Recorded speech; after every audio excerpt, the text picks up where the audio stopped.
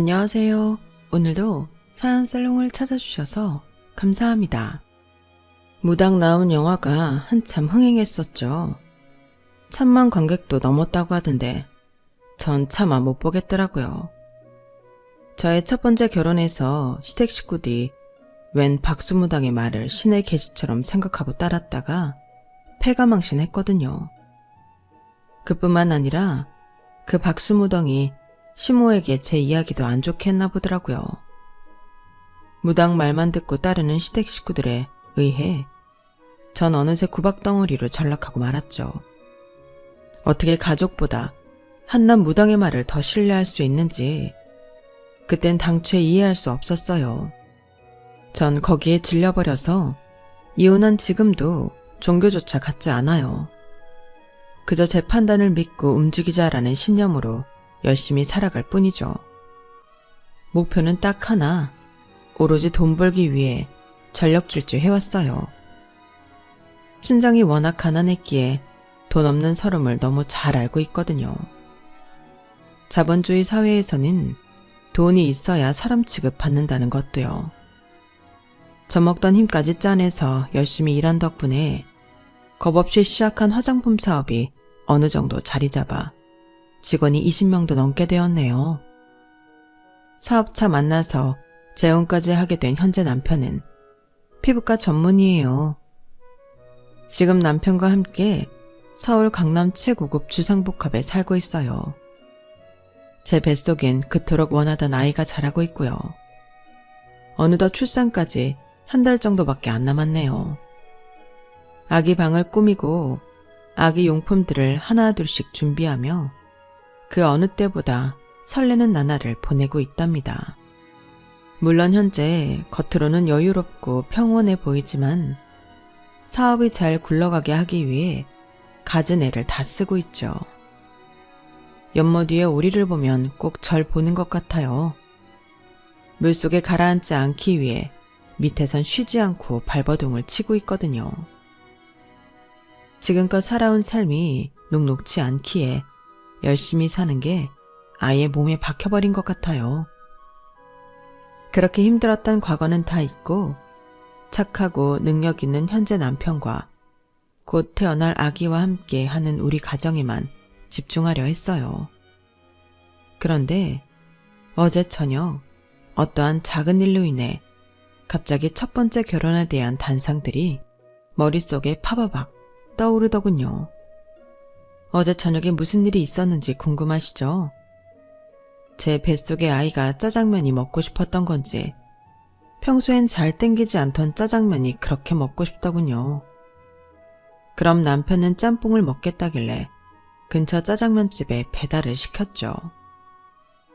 띵동 하고 벨이 울려 나가보니 글쎄 짜장면 배달부가 바로 전 남편이 아니겠어요?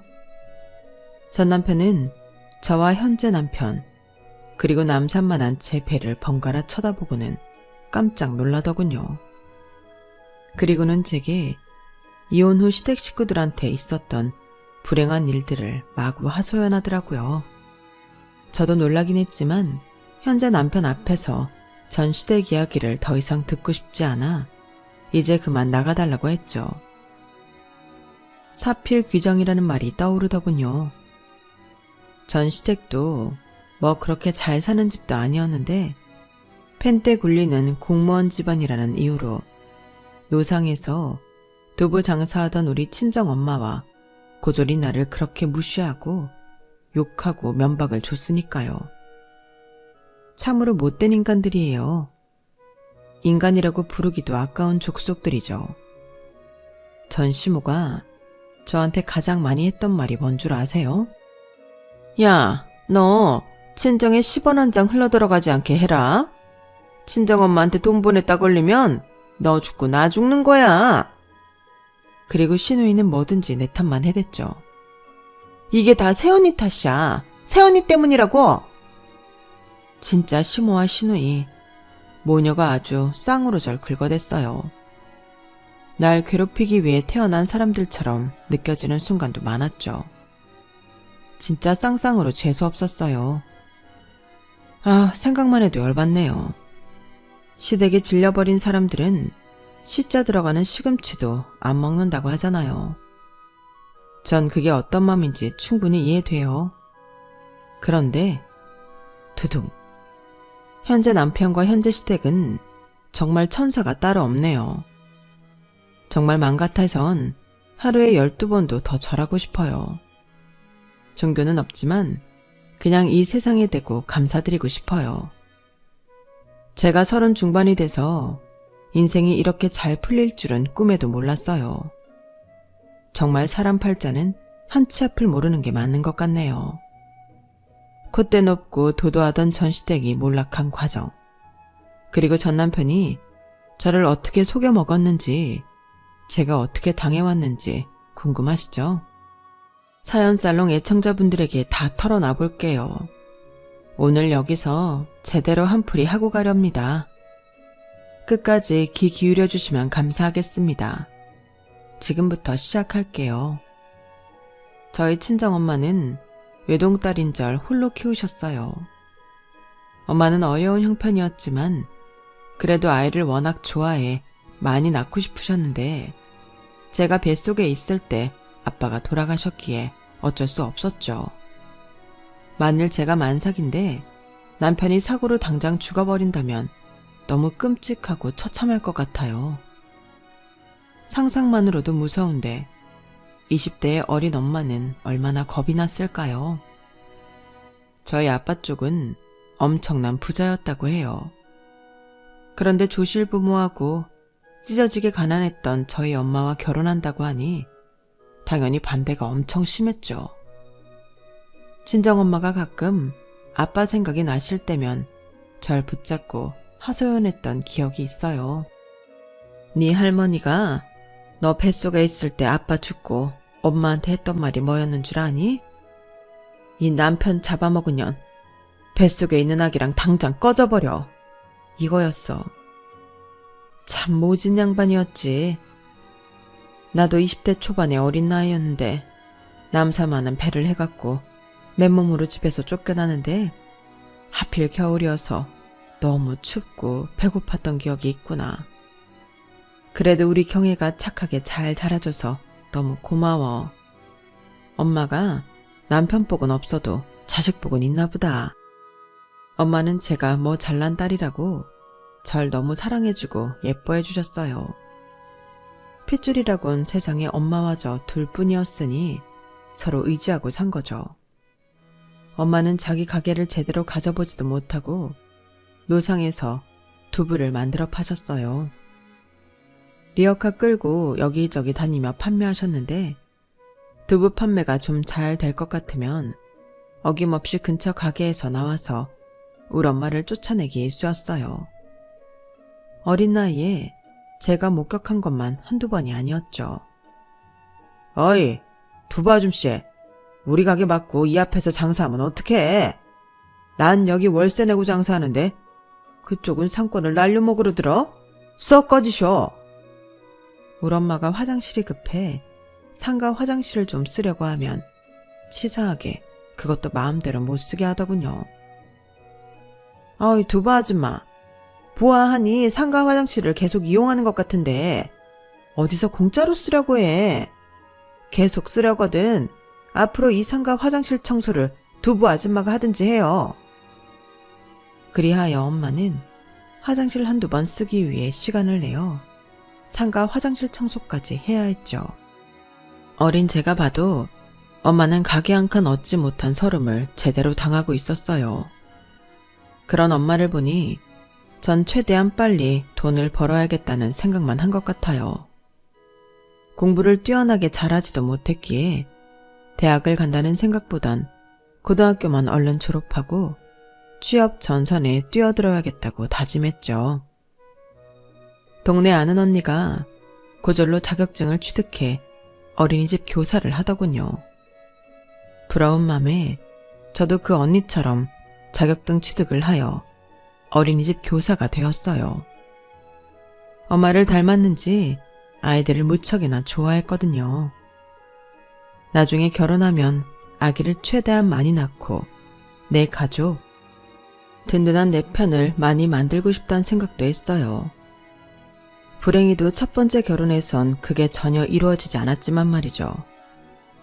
어린이집을 다니면서 절 좋게 본 동료 교사가 하루는 제게 소개팅 제안을 했어요. 김경애 선생님, 남자 취향이 어떻게 돼? 이상형 말이야. 조금 나이 많은 남자도 괜찮을까? 아, 혹시 저 소개팅 해주시려고요? 어떤 사람인데요?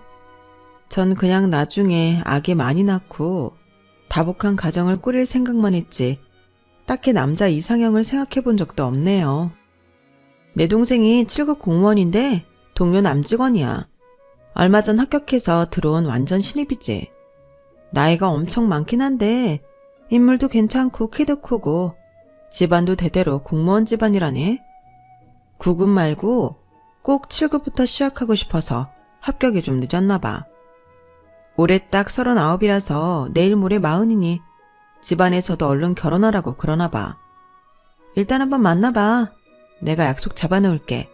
알았지? 얼떨결에 알았다고는 했지만 제 나이 22살인데 남자가 39이면 무려 17살이나 차이 나니까 좀 부담스럽긴 하더군요. 잘생겨봐야 내일 모레 40인 사람이 얼마나 잘생겼겠나 싶어서 그냥 대충 꾸미고 나갔어요. 그런데 정말 잘생기긴 했더군요. 뿔테 안경을 썼는데 영화 킹스맨의 영국 신사같이 생겼더군요. 전형적인 공무원상이었죠. 그런데 무뚝하게 생길 것과는 다르게 이야기를 나누어 보니 좀 호들갑스럽고 오바스러웠어요. 근데 일단 얼굴이 잘생기니 그런 점도 참 재치있게 느껴지고 마냥 웃음이 나더군요. 남자 얼굴 뜯어먹고 살 거 아니니 전 인물은 딱히 안 본다고 생각했는데 실은 제가 잘생긴 남자를 좋아하긴 했나 봅니다. 어우, 눈부셔. 경혜씨 맞죠? 하얀 원피스를 입으니 마치 하늘에서 내려온 천사 같네요. 아유, 키는 또 왜 이리 크신지. 제가 180인데 힐 신으시니 저와 비슷한 것 같기도 하네요. 긴 생머리에 하얀 피부, 딱 제 스타일인데 저랑 사귀면 우리 선남선녀 커플이란 소리 듣겠어요. 실없이 허허허 웃으며 별소리를 다 하더군요. 그의 칭찬이 싫지만은 않았죠. 제 키가 170이라 여자 키치곤 좀 크긴 하죠. 머리가 긴 건 그냥 미용실 갈 돈 아끼려고 그런 거예요. 아니, 요즘 아가씨 같지 않게 알뜰하기까지 완벽하십니다. 제가 나이가 좀 많지만 오빠라고 생각하고 편하게 대해주세요. 정말 편했어요. 나이 차이가 실감나지 않을 만큼 대화도 잘 통했고요. 노총각이니 결혼이 급했던 그는 우리가 사귀자마자 결혼 얘기를 꺼내며 밀어붙이더군요. 제 나이 22살이었는데 말이죠. 우리 결혼 얘기 나온 김에 엄마랑 한번 만날 약속 잡아보자. 잠깐만 기다려 자기야. 내가 엄마한테 전화해볼게. 저와 데이트 중 남친은 본인 엄마한테 전화를 했고 남친 엄마의 큰 목소리가 저에게까지 다 들리더군요. 아들아, 저번에 말했던 그 고졸 출신 어린이집 선생님인가 뭔가 그 여자 말이냐? 야, 걔가 뭐가 대단한 여자라고 만나냐? 난 솔직히 마음에 안 든다. 네가 나이가 많아서 결혼을 서두르려는 거지? 딱 싫다고. 정 그러거든. 그냥 상견례 자리에서 한번 보고 끝내도록 하자. 끊어라. 남친 엄마가 절 탐탁치 않게 생각하는 게 분명했어요. 걱정스런 마음에 남친한테 물어봤죠. 어머님이 나 싫어하시는구나. 맞지? 내가 고졸인 거에 우리 집이 뭐 잘 살지도 못하고 이러저러한 배경 때문에 며느리로 싫어하시는 거지? 그런데 무슨 결혼이며 상견례야. 오빠, 어머님 허락 받을 자신 있어? 걱정 마. 우리 엄만 아들인 내가 구워 삶으면 돼. 바로 상견례 날짜 잡지 뭐. 장모님께도 잘 말씀드려서 약속 잡자. 그렇게 일사천리로 상견례까지 오게 됐네요. 남친의 부모님이 모두 공무원 출신이라 본인도 공무원의 길밖에 생각하지 않았다고 해요. 아버님은 뇌경색으로 투병하시다가 몇 년 전에 돌아가셨고 어머님도 간병을 위해 퇴직하셔서 지금은 연금 받으며 생활하고 있다고 하네요. 그래도 조부모님의 재력이 약간 있었는지 먹고 사는데 전혀 지장 없을 정도로 중산층 그 이상이었던 것 같아요. 그래서 그런지 예비 시모는 아주 콧대가 하늘을 찌르더군요. 누가 보면 재벌집 사모님인 줄 알겠더라고요. 예비 시모, 예비 시누이와 함께 한 중년의 남자가 들어오더라고요. 얼핏 시모의 남친이라도 되나 싶어서 안녕하세요 아버님 하고 인사해버렸죠. 그랬더니 시모가 날카로운 목소리로 꽥 소리를 지르더군요. 야, 무슨 아버님이야. 제대로 알기나 하고 불러야지. 이분은 용하기로 유명한 박수무당 선생님이시다. 앞으로 무당 선생님이라고 불러. 우리 아들이 가난의 구렁텅이로 제 발로 기어 들어간다는 게 하도 원통하고 분해서 니네 모녀 관상이라도 보려고 모시고 왔다. 이럴 수가. 예전 어느 회사 면접장에 관상가를 대동했다는 소리는 들어봤어도 상견례 자리에 무당을 데리고 오다뇨. 무속신앙에 미친 게 분명했죠. 너무 놀랐지만 저희 친정엄마도 계셨기에 큰 내색은 하지 않고 상견례를 이어갔어요. 저희 친정엄마는 아직 20대 초반인 제가 나이 차이 많은 사람과 결혼한다는 게 마음에 걸리셨나 보더라고요. 안녕하세요 사돈어른. 이렇게 훌륭한 아드님을 보잘것없는 저희 집안 사위로 보내신다는 게 마음에 안 차시겠죠. 그런데 저도 딸아이 엄마로서 이렇게 빨리 시집을 보낸다는 게 참 걸립니다. 한 1, 2년이라도 결혼을 미루는 건 힘드시겠죠? 뭐라고? 아니 시장 바닥에서 두부만 팔다 보니 정신이 어떻게 된 거 아니오? 9급도 아니고 무려 7급 공무원에 합격한 내 훌륭한 아들을 고절 며느리한테 시집 보내는 것도 억울해 미칠 노릇이라고요. 우리 아들이 내일 모레 40인데 결혼을 늦추라니? 모녀가 쌍으로 못 베어먹어서 머리가 돌아가지도 않나? 정말 계속 나 열받게 할 거야? 앞뒤 사정 안 재고 우리 엄마한테 모욕을 주는 시모의 발언에 제가 완전 빡쳐버렸죠. 아니 어머님, 아주 저희 모녀를 싸잡아서 비난하시네요. 나이 많다고 결혼 먼저 밀어붙인 건 어머님 아들인 철수 씨예요. 제가 이 결혼 먼저 하겠다고 바짓가랑이 붙잡은 것도 아닌데 왜 우리 모녀한테 욕을 하고 난리예요. 웬 상견례 자리에 무당까지 불러갖고는 정말 불쾌하기 짝이 없네요. 분위기가 안 좋게 돌아가자 넉살 좋은 남친이 나서서 이 얘기 저 얘기 하면서 풀어보려고 했죠. 하지만 남친의 여동생, 즉 예비 시누이가 막말 행렬에 합세하더군요. 새언니, 앞으로 새언니가 될지 아님 이 결혼이 파토날지 모르겠지만 이거 하나는 꼭 명심해요. 결혼하더라도 가난한 친정으로 우리 돈 빼먹는 일은 절대 없어야 해요.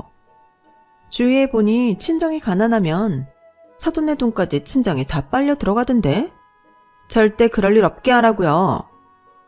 속으로 진짜 넌 뭔데 지랄이냐고 퍼붓고 싶었지만 그래도 참고 시누이에게 얘기했죠. 아가씨네 집안이 무슨 재벌입니까? 그리고 우리 집은 무슨 상거지 집안인 줄 아세요? 다 자기 직업 갖고 돈 벌어먹고 사는 집입니다. 아가씨는 그 대학의 대학원까지 졸업했다면서 지금 백수라고요? 본인 단돌이나 잘하세요. 시모와 시누이 모두 울그락불그락해져서는 그 박수무당인지 뭔지 아는 남자랑 나가버리더군요. 그렇게 상견례 자리는 제대로 파토나 버렸죠. 친정엄마도 그들의 인상에 혀를 내두르며 말씀하셨어요. 아, 경애야. 아무래도 이 결혼은 안 되겠다. 저 집안으로 시집가면 저 사람들이 널 산채로 잡아 먹어버릴 것 같아. 엄마는 너무 무섭다. 천천히 다른 남자 알아보도록 하자. 저도 엄마의 말씀을 듣고는 김철수, 이 남자와의 결혼을 포기했어요. 하지만 결별을 선언한 그 순간부터 오히려 남친은 더 강하게 전방위로 결혼을 밀어붙이더군요. 제가 다니는 어린이집 아이들을 동원해서까지 말이죠. 하원하던 아이들과 학부모들이 제게 다시 와서 선생님, 남친분이 휴가까지 내고 오셨다네요. 꽃 천송이 들고 밖에 계시는데 이제 그만 남자분 마음 좀 받아주세요. 네? 그 사람이 또 꽃을 사들고 왔다고요? 천송이요? 아, 네 어머님. 알려주셔서 감사합니다. 자꾸 제 사적인 일로 신경 쓰이게 해드려 죄송합니다. 아니에요 선생님. 제가 남편한테 프로포즈 받던 게 생각나서 재밌는걸요. 남자분 키도 크고 핸섬하시던데 웬만하면 받아주세요. 소식을 듣고 나가보면 어린이집 앞 골목에서 무릎 꿇고 이번엔 플랜카드와 꽃 천송이까지 준비하여 제발 다시 만나달라고 사정을 하더군요. 경혜야, 이렇게 몇 달을 빌었으면 이제 좀 나랑 다시 만나주면 안 될까? 엄마랑 내 여동생은 내가 잘 설득해 놨어. 다시 너한테 험한 말 못하도록 말이야. 내가 아주 강력한 반패가 되어줄게. 중간 역할 잘할 테니 얼른 결혼하자. 어? 심지어 그때도 단호하게 노 했는데 10번 찍어 안 넘어가는 나무 없다고. 한 6개월쯤 지나니 저도 슬슬 마음이 기울더군요. 제게 이렇게까지 잘해주는 남자가 또 있을까 싶고 방패막이 역할을 잘 해준다던 그의 말을 철석같이 믿고 싶었던 것 같아요. 또 그는 상견례 이후 저처럼 마음을 닫고 있던 저희 친정 엄마에게 진짜 찐으로 정성을 다하더군요. 저의 마음이 흔들리는 것처럼 저희 엄마의 마음이 흔들리는 게 눈에 보였어요. 결국 6개월 만에 저희 모녀는 다시 결혼으로 마음을 굳히게 되고 우리 커플은 결혼식까지 올리게 되었어요. 하지만 사람 성격은 절대 변하지 않는다죠. 시모와 시누이, 이 못같은 모녀들은 절 똑같이 하대하고 얕잡아 보더군요.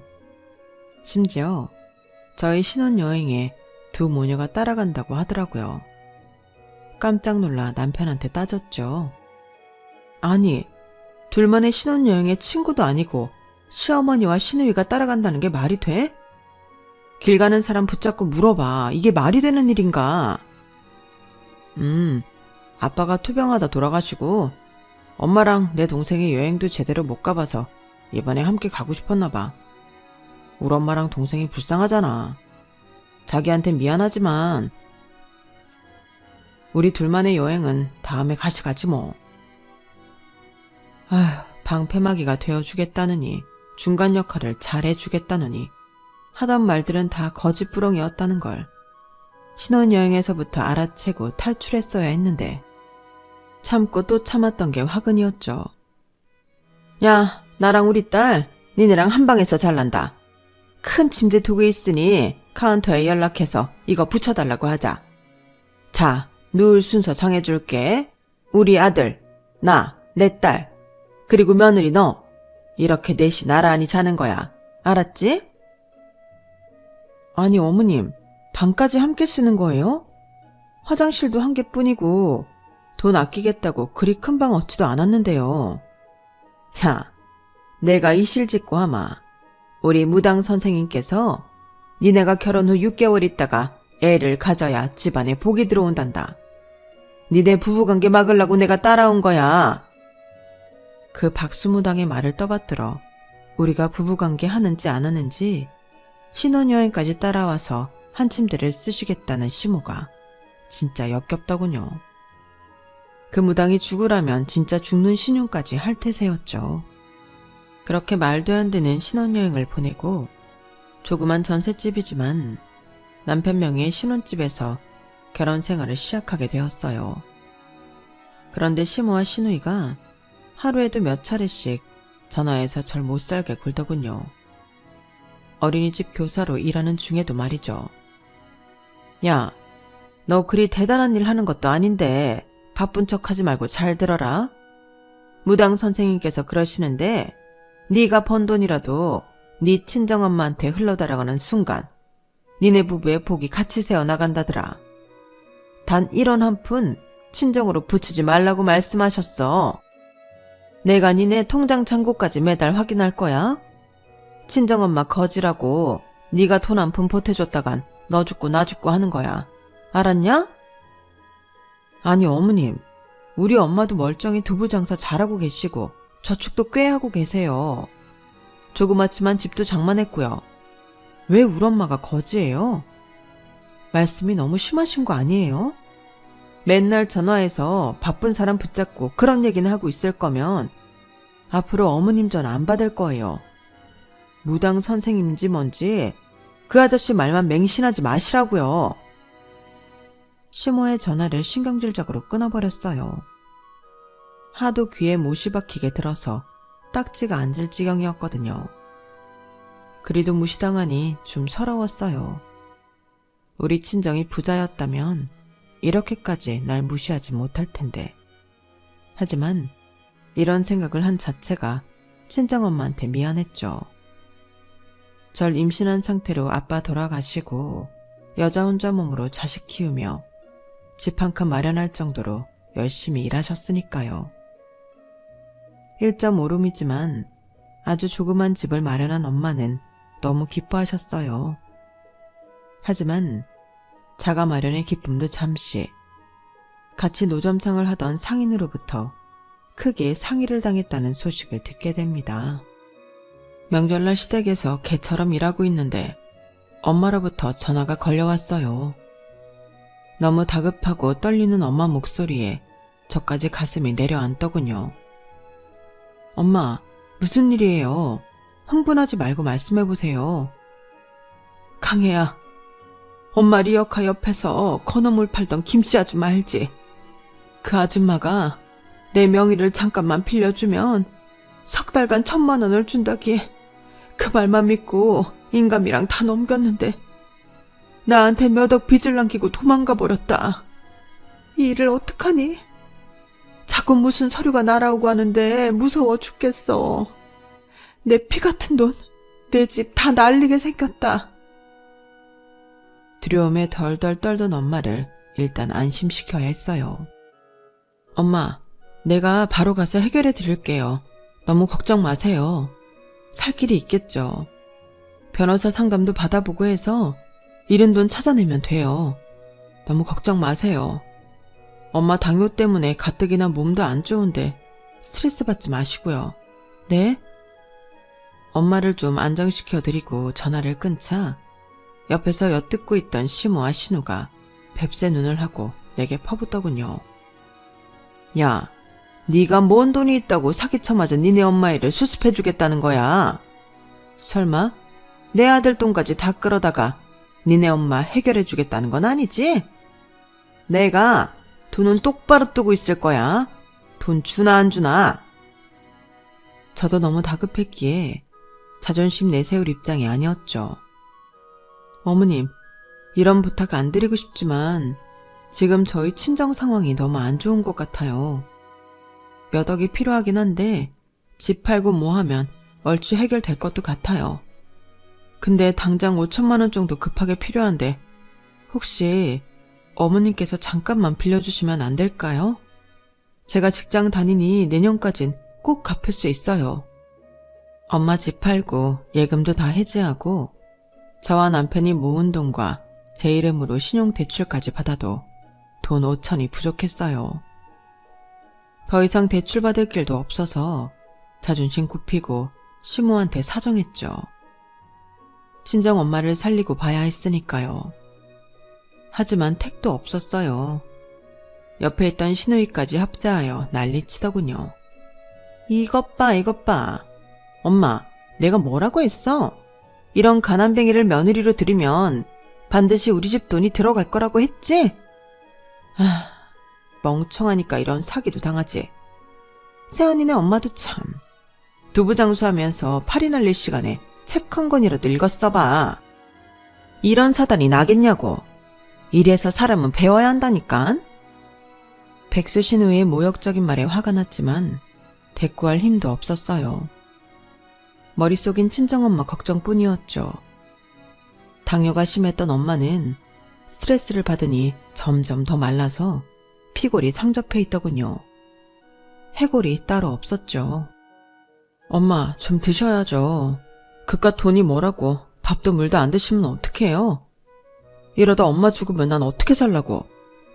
나한텐 엄마뿐이야. 그거 알잖아. 멍청하고 못난 애미 때문에 우리 딸내미가 고생이 많구나. 미안하다, 우리 딸. 그게 엄마의 마지막 모습, 마지막 대화가 될 줄은 꿈에도 몰랐어요.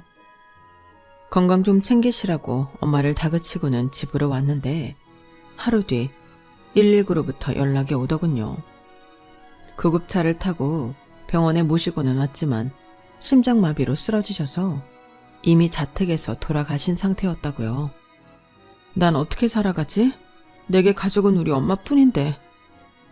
그땐 결혼한 지 이미 몇 년 지난 터라 신혼 초 내게 너무나 헌신적이었던 남편도 변할 대로 변한 상태였어요. 우리 부부 사이는 무척이나 건조했죠. 그래서 더더욱 친정엄마한테 기대고 안기고 싶었는데 이 세상에 단 하나뿐인 내 핏줄이 사라지다니 하늘이 무너져 내리는 것 같더군요. 장례식을 치르며 시모에게 연락을 했어요. 그랬더니 시모의 발언은 참 가관이었죠. 아이고야, 니네 엄마 참 가지가지한다. 돈까지 홀라당 다 까먹더니 심장마비로 죽었다고? 우리 무당 선생님께서 상견례 때 니네 엄마 관상 보고 명이 짧을 것 같다더니 무당 선생님 말이 딱 맞았지 뭐냐? 전 더 이상 잃을 것도 없다고 생각하여 끓어오르는 분노를 다 내뱉어버렸어요. 지금 뭐라고 했어요? 뚫린 입이라고 짓거리면 다인 줄 아나. 돌아가신 분한테 그게 할 말이에요? 어머니는 그놈의 무당 선생님이 죽으라면 죽을 거예요? 그러다 패가망신하지 말고 정신 차려요.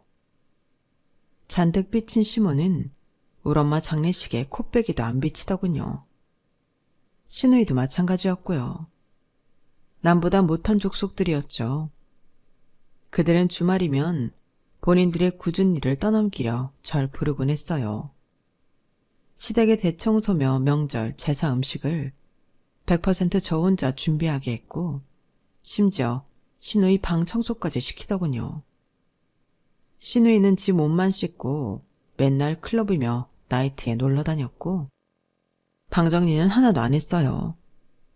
생린대가 붙은 팬티와 바지까지 허물처럼 뒤집어 벗어놓은 걸 보고 구역질이 날 정도였어요. 너무 더러운 여자였죠. 시모는 그런 청소를 시키는 와중에도 제게 잔소리를 퍼부었어요. 너 결혼한 지 벌써 몇 년이 지났는데 왜 애가 안 생기냐? 그거 다 여자 문제다. 네 자궁이 애 생기기 안 좋은 조건이니까 애가 안 들어서는 거야. 너 때문에 내가 무당 선생님한테 몇 천만 원짜리 굿을 꼭 해야겠니? 아, 병원이라도 다니면서 노력해봐. 저도 30이 가까워질수록 난임이 계속되자 슬슬 걱정이 되더군요. 인공수정이나 시험관 시술이라도 해봐야 하나 싶어서 병원을 알아보기도 했죠. 남편한테 같이 가자고 설득했어요. 자기야, 어머님도 그러시고 나도 아기가 안 생기는 게 너무 걱정돼. 우리 같이 난임병원 다니면서 시술해보자.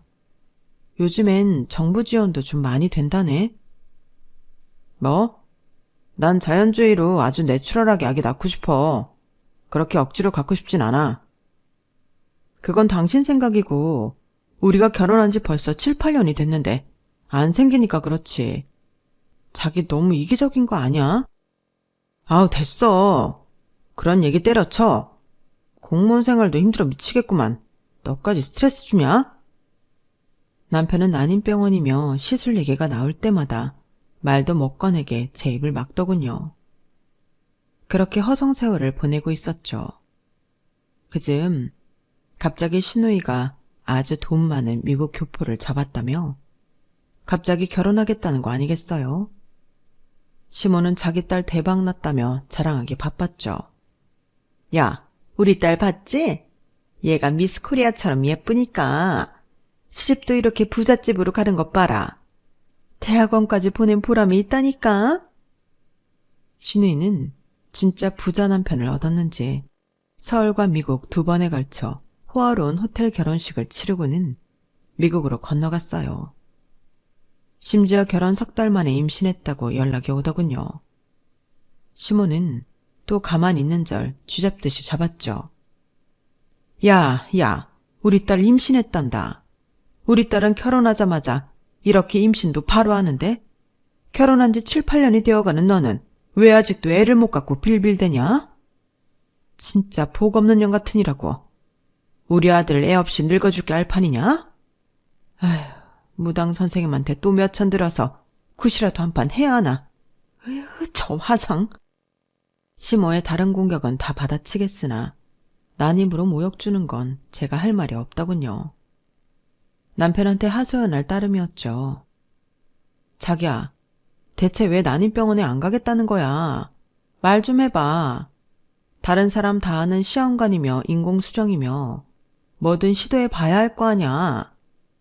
왜? 병원 가는 게 창피해? 말 좀 해봐. 아이씨, 그만 좀 닥달해. 사실대로 말해줄까? 나 고자다. 무정자증이라고. 남편의 고자 발언에 전 얼어붙고 말았어요. 당신, 그가 병원 가기 싫어서 그냥 하는 말이지? 핑계일 뿐이지? 어? 남자가 자기 고자라고 거짓말하는 거 봤냐? 진짜야, 트루라고. 예전에 조기축구 하다가 다쳐서 한번 검사 받았는데 선천적으로 무정자증이래. 난 애기 못 갖는다더라. 뭐? 그걸 왜 나한테 얘기 안 하고 결혼한 거야? 내가 애기 좋아해서 자식 많이 낳고 싶다고 자녀 계획까지 다 세웠잖아, 우리. 왜 날 속여먹은 거야? 당신 사기꾼이야? 뭐? 사기꾼? 고자면 결혼도 하면 안 되냐? 쪽팔려서 우리 엄마한테도 얘기 안 했어. 우리 가족들한테 다 비밀로 해줘. 뭘 비밀로 해, 이 새끼야. 니네 엄마랑 네 동생이 나보고 그동안 애 못 갖는다고 다 내 자궁 문제라며 별지랄을 다 했는데 당장 이혼해. 나 이렇게 더는 못 살아. 그동안 남편한테 서운했던 것들은 다 참을 수 있었어요. 그런데 남편이 아기를 못 낳는 몸이라는 거, 그 사실을 지금까지 나한테 속였다는 건 절대 못 참겠더라고요. 남편과 저는 합의이혼 절차를 신속하게 밟았어요.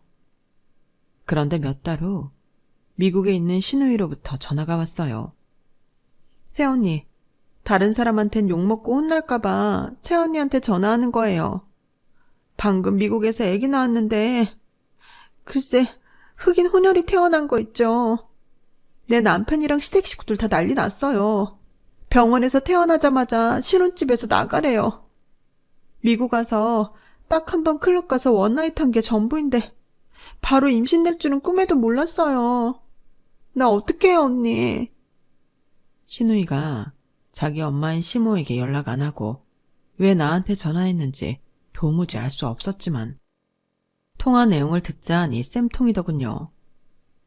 나도 그쪽 오빠랑 이혼 절차 밟는 중이니까 더 이상 나한테 그런 더러운 얘기까지 꺼내지 말아줄래요? 원나잇 상대가 어쨌든 고자인 걸 나한테 속여온 당신 오빠보다 낫네요. 알아서 잘 처리하세요. 끊어요. 대학원까지 낳아놓고 일할 생각은 안 하고 맨날 클럽, 나이트를 쳐다니던 신우의 말로가 우스웠어요.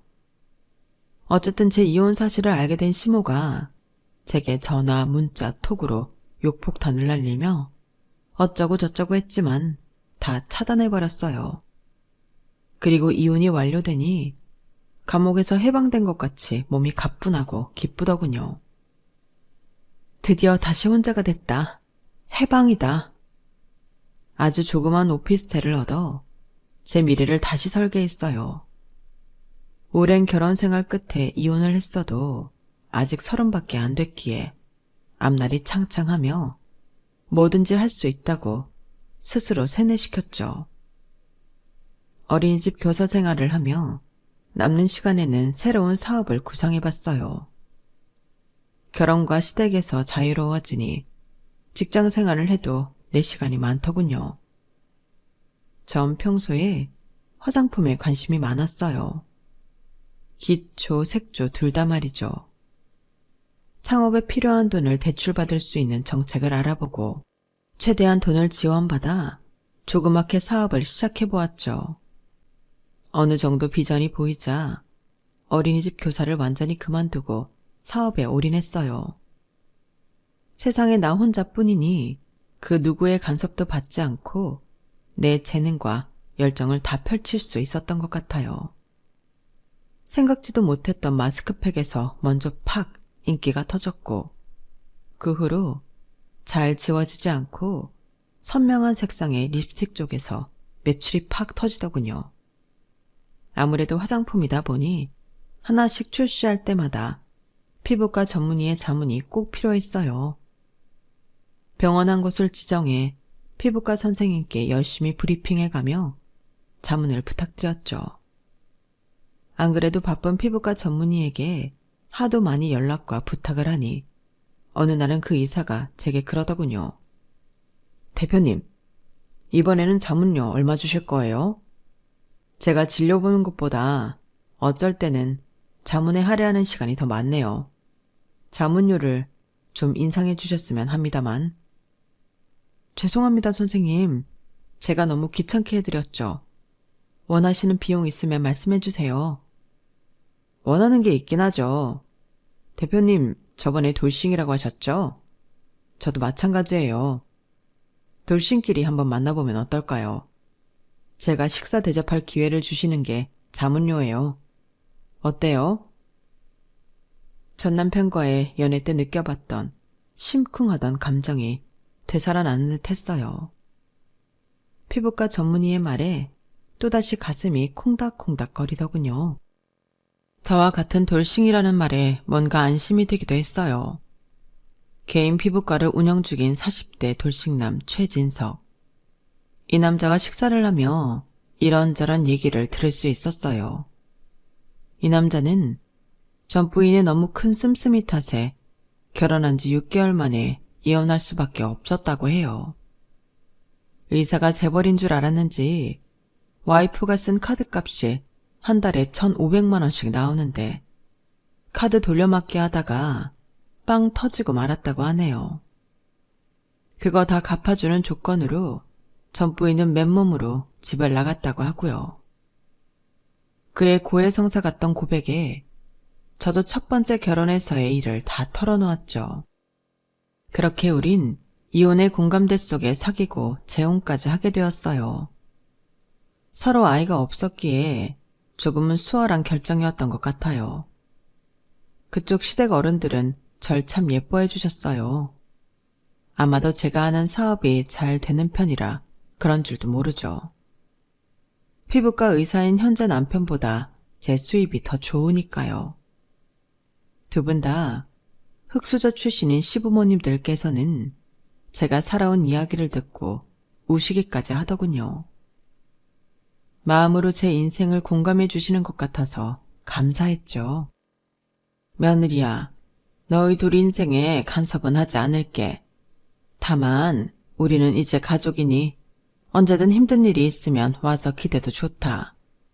나한테 우리 아들요 그래도 좋아. 그리고 무엇보다 건강이 최고다. 돈은 생활비 정도만 있으면 되지 않겠니? 그저 건강 챙기고 행복하게 살면 그게 최고인 거다. 너희가 재혼 커플이지만 아이를 낳고 싶다면 내가 최대한 도와줄 테니 갖도록 하고 그것 또한 너희 부부가 알아서 결정하도록 해라. 이렇게 훌륭한 시부모님들이라니 혹시 연기하시는 게 아닐까 하며 괜히 의심했던 제가 뻘쭘해질 정도로 결혼 후에도 변함없이 제게 너무 잘해주셨어요. 부모님이 안 계신 저는 시모와 시부를 엄마 아빠라고 부르며 잘 따르고 있답니다. 이렇게 마음이 편해서인지 남편과 재혼하자마자 임신이 바로 되었어요. 40대의 남편도 아이를 많이 낳고 싶었다며 적어도 셋 정도는 낳자고 하더군요. 하루는 저녁에 갑자기 짜장면이 땡겨서 짜장면과 짬뽕을 시키기로 했죠. 띵동 하고 벨이 울려서 남편이 후다닥 신발장으로 향하고 제가 뒤따라 나갔는데 들어오는 짜장면 배달부의 정체에 놀라 자빠지는 줄 알았네요. 당신 투잡 뛰는 거야? 왜 짜장면 배달을 해? 짜장면 배달부의 정체는 바로 전 남편이었어요. 현 남편도 상황을 파악했는지 어버어버하며 뒤로 한 걸음 빠지더군요. 전 남편은 만삭인 제 배와 현재 남편을 번갈아 보며 깜짝 놀라기는 마찬가지였어요. 여기서 살아? 강남 고급 부자 아파트에서 말야? 벌써 재혼했어? 부자 남자 잡아나 보네. 에휴, 자기랑 이혼하고 어떤 일이 있었냐면 말야. 남편은 제게 속사포처럼 그동안의 일들을 쏟아놓더군요. 우리 엄마는 그놈의 박수무당인지 뭔지 그 사기꾼 새끼가 좋은 투자처가 있다고 해서 집까지 팔아 전 재산 다 넘겼다가 그 무당 새끼가 잠적해버렸어. 완전히 무일푼이 돼서 우리 집에서 나랑 같이 살다가 갑자기 코로나에 걸려서 한 달 만에 돌아가시고 말았지. 내 동생은 흑인 혼혈하게 낳고 시댁에서 쫓겨나서 그 흑인이랑 살림 차리고 애 키우며 살고 있긴 한데 좀 그런가 봐. 난 돈 좀 모아보려고 공무원 자리에서 딱 걸려서 바로 잘렸고. 자기야, 자기가 우리 집안의 복덩이였나 봐. 자기랑 헤어지고 나서 우리 집안에 불행이 물밀듯이 밀려왔다고. 나랑 다시 결혼해주면 안 될까? 뭔 말도 안 되는 소리야. 지금 나 만삭인 거 안 보여? 난 그 후로 화장품 사업 시작했는데 꽤 잘 되고 있다고. 내 남편도 피부과 의사로 잘 나가고 있고 말야. 너랑 니네 가족들한테 당한 모욕이 얼만데 또 너랑 엮이란 말이야? 바보 같은 소리 말고 당장 꺼져. 자, 여기 짜장면값 현금으로 줄 테니 잔돈은 팁으로 받고 얼른 나가. 전 지갑에서 10,000원짜리 5장을 꺼내서 전 남편을 향해 뿌려버렸어요. 전 남편은 바보마냥 엉엉 울며 짜장면 값을 주어서 나가더군요. 마음 같아선 전 남편을 향해 쌍욕을 하며 더 질러주고 싶었으나 현재 남편과 뱃속의 아이를 위해 참고 또 참았죠. 전 남편이 나가고 제가 손을 바들바들 떨고 있자 현재 남편이 절 위로해 주더군요. 걱정 마 자기야. 이제 우린 꽃길만 걸을 거야. 자기나 나나 과거 일은 모두 잊고 새 출발하자. 곧 태어날 우리 아기를 위해서라도 말이야. 남편의 말대로 마음을 다잡고는 짜장면 짬뽕을 우적우적 먹으며 현재의 행복을 즐겼어요. 전 지금까지 처절할 정도로 열심히 살았으니 이런 행복을 누릴 자격이 있다고 생각하며 말이죠. 아이가 태어나는 날이 가까워질수록 친정엄마가 참 그리워지는 요즘입니다. 모쪼록 건강하게 출산할 수 있도록 여러분들께서 기원해 주시면 감사하겠습니다. 저도 여러분의 행복을 빌겠습니다. 여러분, 사연 댓글에 응원과 현명한 조언 부탁드려요. 좋아요와 구독은 저에게 큰 힘이 됩니다. 오늘도 좋은 일 가득하세요.